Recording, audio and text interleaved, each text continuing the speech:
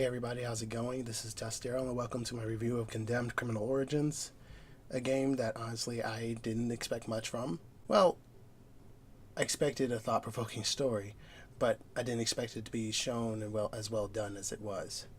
But I can get into the nitty-gritty of that in a second. But first, let's start with the story. To avoid accidentally spoiling something or keeping it a little too short, I'm going to once again, like I did in my Dread Out review, I am going to read directly from the Steam page here. What twists the mind of an ordinary human into a serial killer? Assigned to the serial crimes unit, Agent Ethan Thomas must answer this question and bring the worst of society to justice. His solve rate is the best in the bureau, perhaps too good. So in a nutshell, what you've got here is a cop detective horror story, or at least it's presented like one, where Ethan Thomas is chasing down a serial killer who is killing his targets in very unique ways. Or at least that's the general gist of it I'm going to give, because it gets pretty convoluted. In a good way. It's not hard to follow necessarily until towards the end, but I'm not going to spoil any of that. So in the meantime, I'll keep it simple and just jump right into the graphics. Now, keep this in mind, Condemned Criminal Origins came out in 2005, so the graphics are going to look a little dated in terms of how the models look and whatnot, but thankfully the lighting is fantastic, and it really brings out the depth of each level that you're in. And the atmosphere, the fog, well, I really say the fog, but what I really mean is it has this blurriness to it that really helps the game feel dreamy, which Ethan experiences a lot of hallucinations, by the way.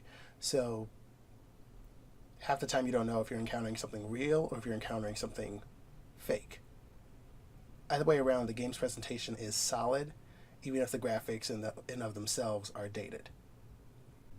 Now, one quick little issue that I have with the graphics on a more technical level, which could be due to the game's age, but occasionally later on in the game, there are a few FPS dips here and there. They're not severe, and simply restarting the game will fix it, but it's consistent enough where it did irk me a little bit, but I think there's a patch out there that someone not too long ago had mentioned to me that can solve some of those issues. Outside of that, the game looks great for its age, but that's mainly due to the way that everything's presented and how everything is handled. Moving on to sound.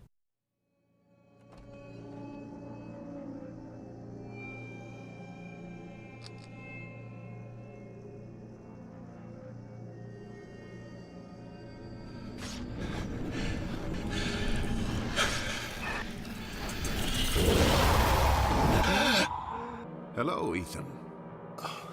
Who are you? What is going on? Calm yourself. My name is Malcolm Van Horn. I was a great friend of your father's. Get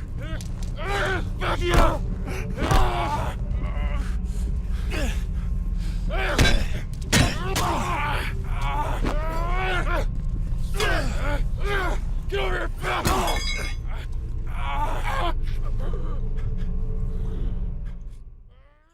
Now, if you ignore my idiotic habit of mixing stuff that clearly doesn't need to be fixed or anything like that, when it comes to my sound setup, especially after I got the new mic later on in the playthroughs, you'll notice that the sound is actually really good.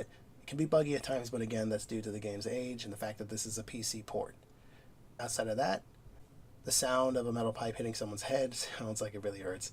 The way that the sound reverberates off the walls, that isolated feeling that you get in the game, it all sounds really, really good. Voice acting is actually pretty good too, because I expected things to be a little more, how I put it, tame, but everyone comes across as genuine in the voice acting spectrum, from Ethan to Rosa to the other characters that you meet throughout the story, even the extras who are, just henchmen or villains. I don't want to say henchmen, but the other enemy characters in general, they also sound really good and convincing, to the point where they kind of scared me. But overall, all in all, sounds really great.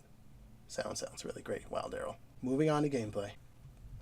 Okay, so if you're used to shooters or any first-person shooter kind of game, then you'll understand the gist of how the game handles and how it controls, but this game does a really funny twist with it. Most of the time, you're not going to have a gun, and when you do, it'll prove to be the least likely option you're going to pick when it comes to what you want to use to dish out damage. I get it. I have a gun. I can shoot you in the head. You dead. Well, most of the guns you pick up in the game don't have a large clip size. And if they do, then you're going to go through that like crazy because enemies come out the woodwork a lot. My personal preference, I prefer the steel pipe or anything that's like fast but has some damage to it. Because at the end of the day, you have to be quick when it comes to this game. Enemies don't necessarily wait one at a time like they tend to in some games. Like sometimes they would in this game, but other times you'll be fighting one enemy who's keeping you busy as he swings, you block, you swing back, he blocks, you swing, you get hit because you weren't paying attention, but someone else is sneaking up from behind you to hit you as well. The combat keeps you on your toes in this game.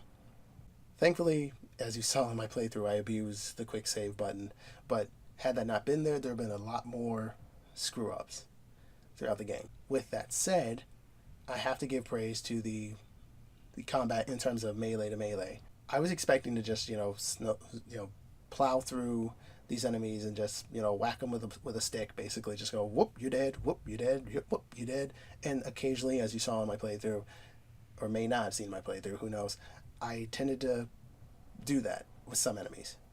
But the game will punish you for swinging recklessly.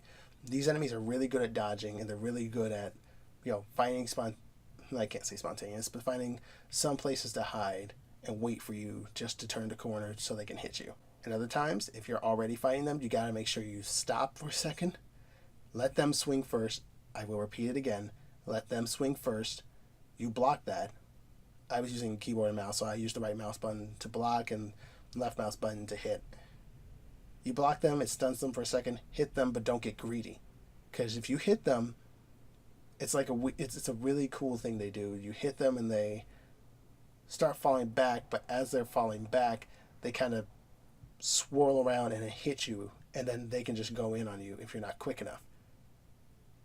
The game is challenging, and it makes you be patient whenever you're fighting a group of enemies. You have to pick and choose who you're going to fight first, and like I said, I abuse that quick save button. You might not have to, but I would recommend you do it every now and then at the very least, because you will mess up.